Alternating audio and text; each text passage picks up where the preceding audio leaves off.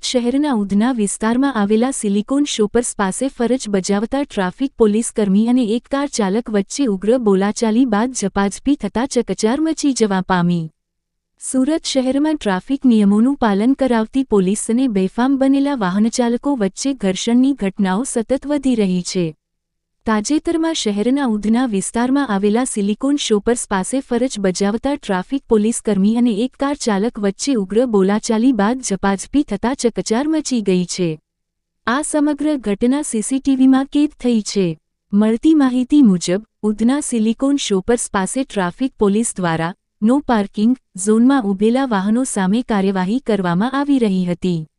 આ દરમિયાન એક કાર ચાલકે પોતાની ફોર વ્હીલર પ્રતિબંધિત વિસ્તારમાં પાર્ક કરી હતી. ટ્રાફિક પોલીસ કર્મીઓએ નિયમ મુજબ આ ગાડીને ટોઈંગ કરવાની કામગીરી શરૂ કરી ત્યારે કાર ચાલક ત્યાં ધસી આવ્યો હતો. પોતાની ગાડી ટોઈંગ થતી જોઈ કાર ચાલક પિત્તો ગુમાવી બેઠો હતો અને પોલીસકર્મી સાથે રકઝક શરૂ કરી હતી.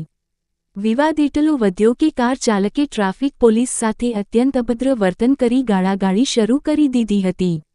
વાત માત્ર બોલાચાલી સુધી સીમિત ન રહેતા ઉશ્કેરાયેલા કાર ચાલકે પોલીસકર્મી સાથે જાહેરમાં ઝપાઝપી કરી હતી, જેના કારણે આસપાસના લોકોના ટોળા એકઠા થઈ ગયા હતા.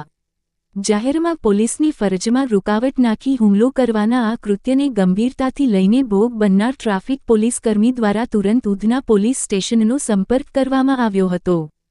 પોલીસે કાર ચાલક વિરુદ્ધ સરકારી કર્મચારી પર હુમલો અને ફરજમાં રૂકાવટ લાવવા બદલ ગુનો નોંધી કાયદેસરની કાર્યવાહી હાથ ધરી છે.